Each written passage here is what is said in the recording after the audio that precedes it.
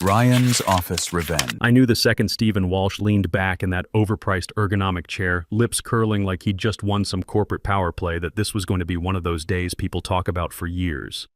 His voice carried that smug confidence of a 35-year-old MBA who thought business school taught him everything about running a company. Badge, laptop, and access cards on my desk. Now. No preamble, no explanation, just a public execution in front of the entire all-hands meeting. 150 employees watching from their conference room seats and video calls, including Jessica Park, the 27-year-old developer I'd been mentoring for the past 2 years. She looked like she'd been slapped. Hell, we all did. My name's Timothy Richardson, Tim to most folks, and I'm 49 years old. Been with this company for 22 years, built half their infrastructure with my own hands. Started here when I got out of the Air Force, where I'd spent 6 years keeping their IT systems running in places that would make a grown man cry. Kandahar mostly, making sure our communications stayed up while the world tried to tear them down. That's where I learned patience, planning, and the value of preparation. When I walked into this place in 2002, it had maybe 30 employees and servers held together with duct tape and hope. I was 27, fresh out of the service, and hungry to build something that would last. Met my ex-wife Sarah at the company Christmas party that same year. She was in accounting back then. We had some good years before things fell apart. The divorce was finalized 3 years ago, but we still talk when it comes to Jake, our 19-year-old son who's a sophomore at State studying computer science. Kid's got my brain for systems and his mother's common sense, which makes him smarter than both of us. The tuition payments hit my checking account like a sledgehammer every semester. $8,400 for in-state plus room and board. Between that and the monthly support payments to Sarah, I wasn't exactly living large, but I was making it work. Had been for 22 years through 3 CEOs, 2 major acquisitions, and more reorganizations than I could count. Stephen even paused after access cards like he was expecting applause from his audience. This was the new operations director they'd brought in 6 months ago to optimize costs and streamline operations. Translation: fire expensive old-timers and replace them with cheaper alternatives. I was apparently expensive at $95,000 a year for keeping their entire digital infrastructure from collapsing. I didn't give him the satisfaction of begging. 6 years in the Air Force teaches you that some battles aren't worth fighting in public. I took my badge off with one smooth motion, set it next to the laptop I'd already powered down during his little speech, and placed my access cards beside them like I was arranging items for inspection. You'll be receiving information about Cobra and your final paycheck from HR, Stephen added, clearly enjoying his moment in the spotlight. Security will escort you to collect any personal items. That's when I almost smiled. Because Stephen Walsh, with his freshly minted MBA from some prestigious program, had no idea what he'd just done. He thought he was firing a middle-aged IT guy who'd gotten too comfortable and too expensive. What he'd actually done was fire the architect of their entire digital ecosystem. See, about 12 years ago, when the company was growing fast and needed better security, I'd proposed building a centralized authentication system. Management loved the idea but balked at the vendor quotes, $200,000 for implementation, plus $50,000 annually for licensing. So I made them an offer. Let me build it myself through my consulting company, Off Guard Solutions, for half the price. I'd founded Off Guard as a side business years earlier, mostly doing small contracts for local firms. But this was my masterpiece. Over the next 3 years, I built them a system that didn't just handle logins. It managed everything: network access, physical security badges, HVAC controls, even the smart locks on the supply closets. Every electronic function in that building ran through Off Guard's authentication layer. And because I wasn't stupid, I wrote the licensing agreement myself. Legal approved it without really reading it, focused as they were on the cost savings. Buried in Section 12, subsection C, was language so clear a first-year law student couldn't miss it.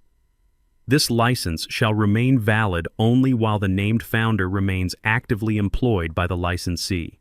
Termination of employment, voluntary or otherwise, will result in immediate termination of the master license. I walked out of that conference room with my head high, security trailing behind me like I was some kind of flight risk. My desk was exactly as I'd left it that morning.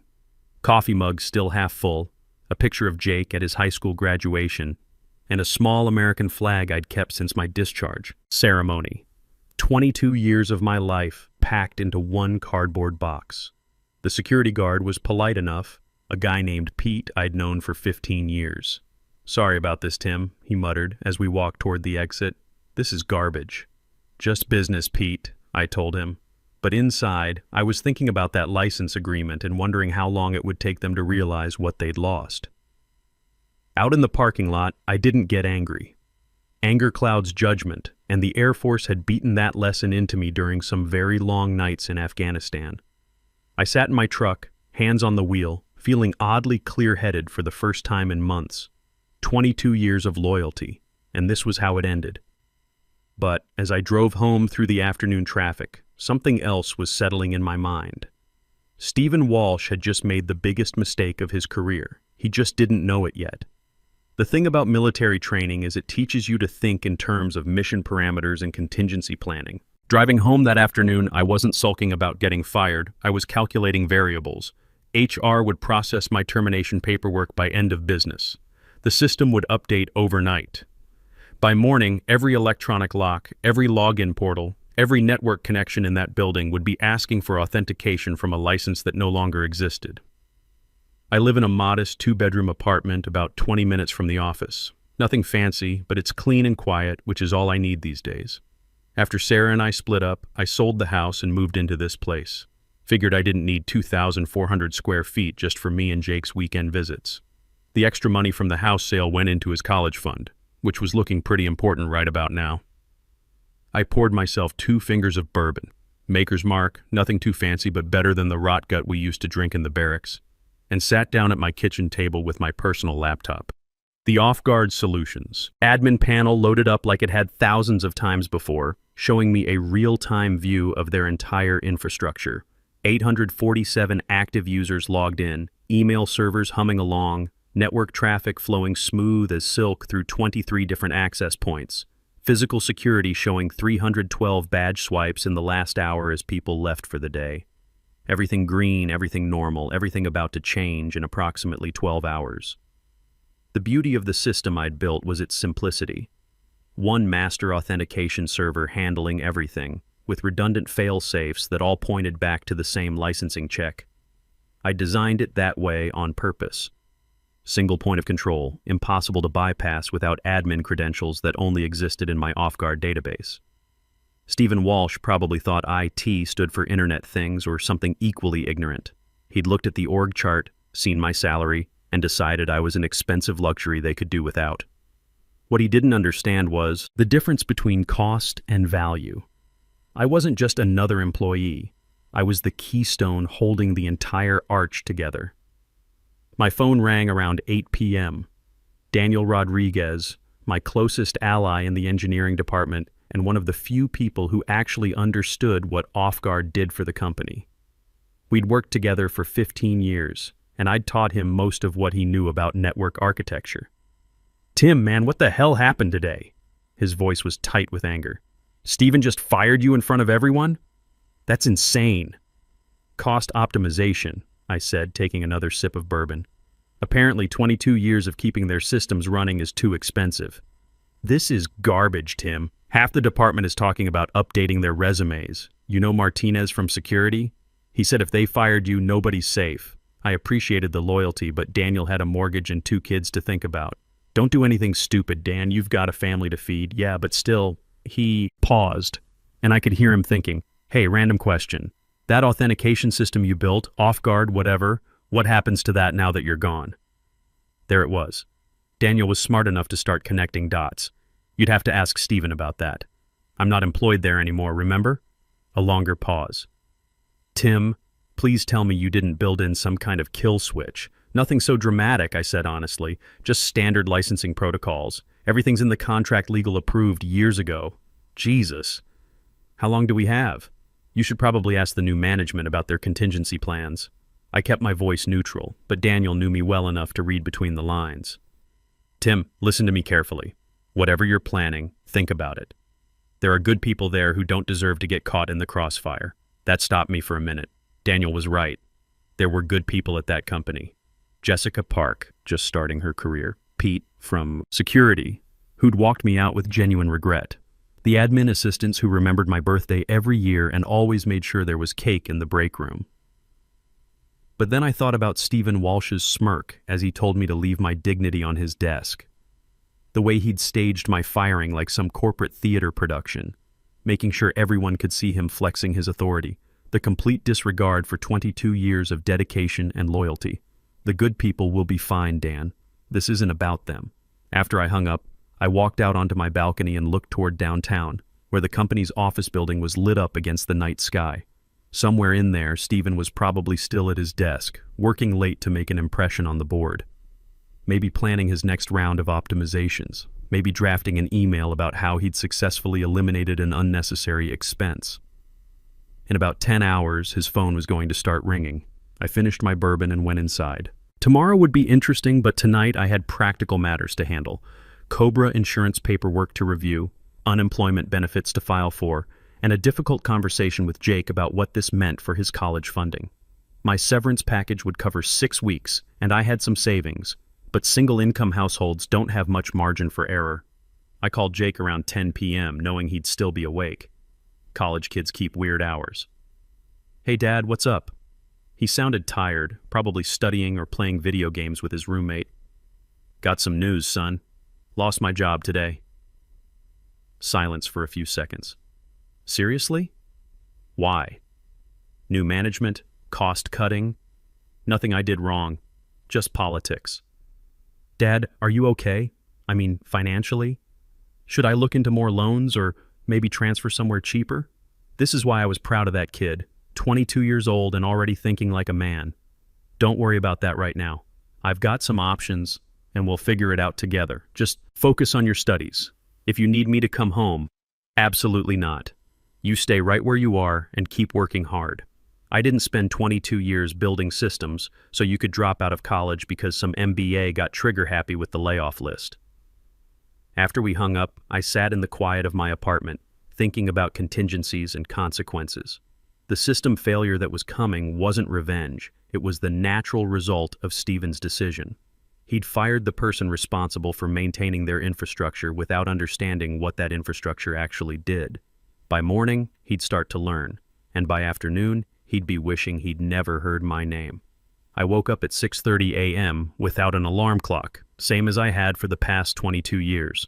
Old habits die hard, especially when the Air Force drilled them into you for 6 years. For about 3 seconds, I started mentally going through my morning routine. Shower, coffee, check overnight tickets, drive to the office. Then, reality hit. No office, no overnight tickets, no job. The silence was strange. For 2 decades, my phone had been buzzing by 7 a.m. with some crisis or another. Server hiccups, network slowdowns, user lockouts. I'd become the unofficial first responder for everything digital, which meant my phone never really stopped ringing. But this morning, nothing. Just the sound of traffic outside and Mrs. Sullivan next door starting her car for her commute. I made coffee and checked my personal laptop out of habit. The off-guard admin panel showed what I expected. License status showed terminated in red letters across the top of the screen. Below that, a cascade of error messages as 847 user accounts tried to authenticate against a system that no longer recognized them. The beautiful thing about good engineering is that it fails gracefully but completely. I hadn't built in any malicious code or dramatic destruction, just a clean, immediate cutoff. Every login attempt would receive the same polite error message: authentication temporarily unavailable. Please contact your system administrator. Of course, their system administrator had been fired yesterday. My phone stayed quiet until 8:47 a.m. Then it started. Text from Jessica Park. "Mr. Richardson, nobody can log into anything. Email, CRM, client portals. Everything's down. IT doesn't know what's wrong." I didn't respond. Jessica was a smart kid, and she'd figure out the connection soon enough. 20 minutes later, Daniel Rodriguez called. His voice was tight with stress. "Tim, we've got a situation here. Everything's locked up tight. Can't access email, can't log into the development servers, can't even badge into the secure areas. Steven's running around like his hair's on fire asking who broke the internet." "Sounds like a challenging morning," I said, keeping my voice neutral. Tim, come on. This is the off-guard system, isn't it? The license thing you mentioned? I'm not employed there anymore, Dan. You'd have to ask management about their vendor relationships. A pause, then quietly. How long do we have? I mean, how long before they figure out what's happening? Depends on how smart your new operations director is. I took a sip of coffee and looked out my kitchen window at the morning traffic. Somewhere in that stream of cars were dozens of my former colleagues sitting in parking lots and coffee shops, unable to get into their own building because their badge system was down. Jesus, Tim, the clients are going to lose their minds. That was when I felt the first small stab of guilt. Daniel was right. This wasn't just about Stephen Walsh. Every minute the system stayed down meant angry clients, missed deadlines, and lost revenue for a company that employed a lot of good people. But then I thought about Stephen's smirk as he told me to pack my dignity along with my laptop. Some lessons are expensive, but they stick. I'm sure Stephen will figure something out, I said. He's got an MBA, right? By 10:30, my phone was buzzing every few minutes. Texts from people I hadn't heard from in months, all asking variations of the same question. Is this connected to you getting fired? I ignored most of them, but when Martinez from facilities texted to say they couldn't even control the HVAC system, I almost felt bad. It was going to be a hot day, and 150 people sitting in an overheated building while their entire infrastructure collapsed wasn't exactly comfortable. Around 11 a.m., I got a call from an unknown number with the company's area code. Mr. Richardson, this is Carol from IT support. I'm calling because we're having some technical difficulties with our authentication system, and your name came up as someone who might be able to help. Poor Carol. Probably some contractor or junior tech who'd been handed a phone and told to start calling anyone who might know something about their setup. I'm sorry, Carol, but I don't work there anymore. You'll need to contact Off-Guard Solutions directly for any licensing or technical issues. I see. Do you happen to have their contact information? I almost smiled. It should be in your vendor database. Or you could try a Google search. After I hung up, I walked out onto my balcony and looked toward downtown. From my apartment, I couldn't see their building, but I could imagine what was happening. Stephen in his office, probably on his third or fourth phone call to IT vendors, trying to find someone who could fix a problem he didn't understand. Middle managers explaining to increasingly agitated clients why nobody could access their accounts. The CEO, Michael Collins, asking pointed questions about why their entire infrastructure had apparently been built around one person. My phone rang again at 11:47. This time it was a number I recognized. The main company line. Tim. It wasn't a question. Stephen's voice was different now, stripped of yesterday's smugness and replaced with something that sounded like controlled panic. Stephen. I kept my voice level, professional. We need to talk. I'm not employed there anymore, remember? You made that pretty clear yesterday. A pause. In the background I could hear voices, stress-filled conversations, the sound of a company in crisis mode. Right. Look, we're having some issues with our authentication system. The vendor says the license is tied to you personally. That's correct. Another pause, longer this time. I could practically hear him choosing his words carefully. What would it take to get that restored? And there it was. Less than 24 hours after firing me in front of 150 people, Stephen Walsh was asking for my help. The same man who'd told me to leave my dignity on his desk was now forced to come back, hat in hand, begging for the expertise he'd dismissed as too expensive. You'll need to contact Off-Guard Solutions about any licensing discussions, I said calmly. I believe you have their information. Tim, come on, we both know you're Off-Guard Solutions. Then you should probably talk to them about restoring service. I'm just enjoying my first day of retirement. I hung up before he could respond. Not angrily, not dramatically, just cleanly, the way you end a business call when the conversation is over. Outside, the sun was getting higher, and it was shaping up to be a beautiful day. The silence after I hung up on Stephen lasted exactly 43 minutes. Then my phone rang again, but this time it was a number that made me sit up straighter. Michael Collins's direct line. Our CEO didn't make social calls, especially not to recently fired employees. Tim, it's Mike Collins. His voice was calm, but I could hear the weight behind it. Military guys learn to recognize when their commanding officer is keeping it together through pure discipline. We need to talk. Good morning, Mike. I just got out of the most unpleasant hour of my life, listening to our entire executive team explain why we can't access our own building. You want to tell me what's happening here? I respected Mike Collins. He was 61, former Navy submarine commander who'd built this company from a 30-person startup into an 800-employee operation. When he spoke, people listened, including me. But respect didn't change the facts. I'm no longer employed there, Mike. Stephen made that pretty clear yesterday. A long pause. Tim, I wasn't in that meeting. I was in Chicago meeting with investors. When I got back this morning and heard what happened, I couldn't believe it. Believe it. Your operations director decided 22 years of institutional knowledge was too expensive. And now we can't even turn on the coffee machines without calling the vendor. Mike's voice carried the dry humor of someone who'd seen enough stupidity to last several lifetimes. Help me understand something. This off-guard system, that's yours? My company built and licensed it to you, yes. And the licensing terms are exactly what legal approved 12 years ago. Another pause. I could hear him, thinking, probably pulling up the contract on his screen. Mike was hands-on enough to read the fine print himself. Jesus Christ, Tim. Valid only while the named founder remains actively employed. How did this get past everyone? It didn't get past anyone. It was reviewed, approved, and signed by the appropriate parties. The systems worked flawlessly for 12 years. Until yesterday. Until yesterday, I agreed. Mike was quiet for almost a minute. When he spoke again, his voice had shifted into command mode. I'm calling an emergency board meeting for this afternoon. Can you be here at 3 p.m.? Are you offering me my job back? I'm offering you a conversation. The rest we'll figure out in the room. At 2:45 p.m., I walked back into the building I'd been escorted out of 24 hours earlier. Pete from security was working the manual override on the front door, letting people in and out by hand since the electronic badge system was still down. He looked embarrassed when he saw me. Hey, Tim, sorry about, well, all of this. Not your fault, Pete. Just doing your job.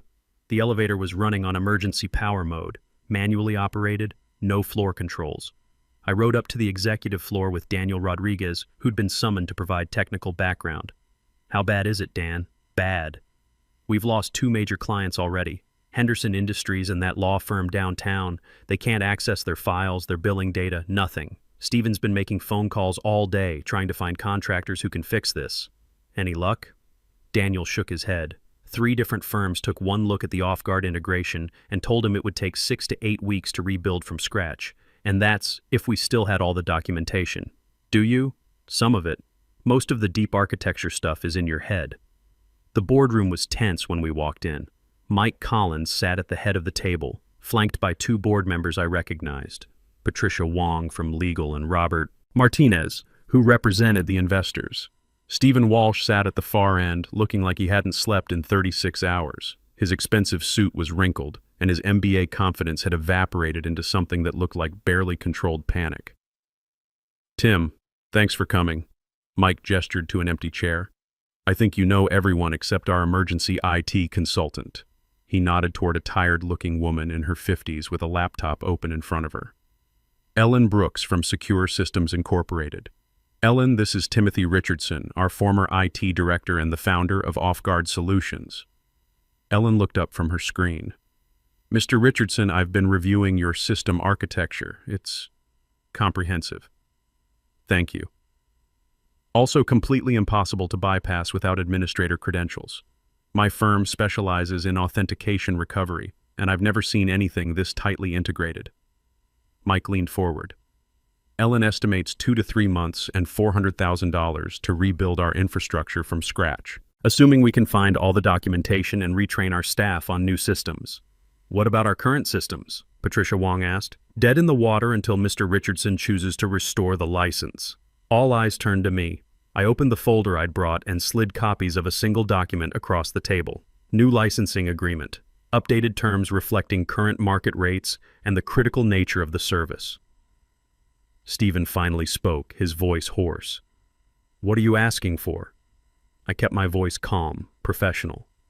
Restoration of the master license under a 5-year agreement at $125,000 annually, paid in advance. Consulting contract for system documentation and knowledge transfer at $450 per hour, estimated 200 hours. And a personal apology letter acknowledging that yesterday's termination was handled inappropriately. The room went quiet.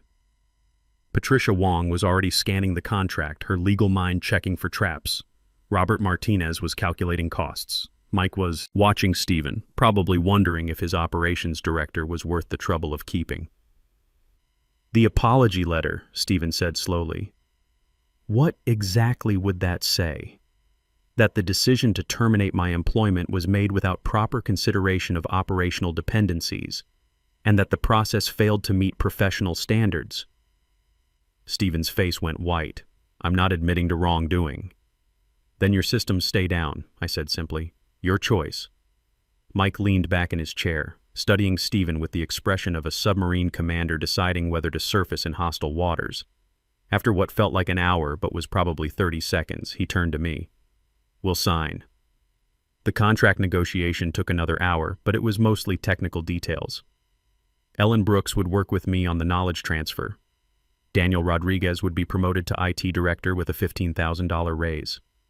Stephen Walsh would be transferring to the Seattle office within 60 days, a lateral move that everyone understood was corporate speak for career over. When the last signature was dry, I stood and shook Mike's hand. Pleasure doing business with you. Tim, Mike said quietly. For what it's worth, this never should have happened. No, sir, it shouldn't have. But it did, and now everyone knows the real cost of institutional knowledge. I walked out of that building with a 5-year contract worth $625,000 and the quiet satisfaction of someone who'd not only survived an ambush but had turned it into a strategic victory. Behind me, Stephen Walsh was probably updating his LinkedIn profile and wondering how he'd explain this catastrophe to future employers. 3 weeks later, Jake called to tell me his grades were good enough for the dean's list. I didn't tell him that his tuition was now secure for the next 5 years, or that his old man had just learned that sometimes the best revenge is simply letting people face the consequences of their own decisions. That's how you handle it when someone mistakes your quiet competence for weakness. You don't get mad, you don't get loud, you get professional terms and conditions that ensure it never happens again. Sometimes the people who talk the least are the ones holding everything together, and the loudest lesson comes when they simply walk away and let gravity do the rest. In a world obsessed with cutting costs and chasing the latest trends, never forget that some things can't be Googled, outsourced, or replaced by a cheaper alternative. Institutional knowledge walks out the door with the person who built it.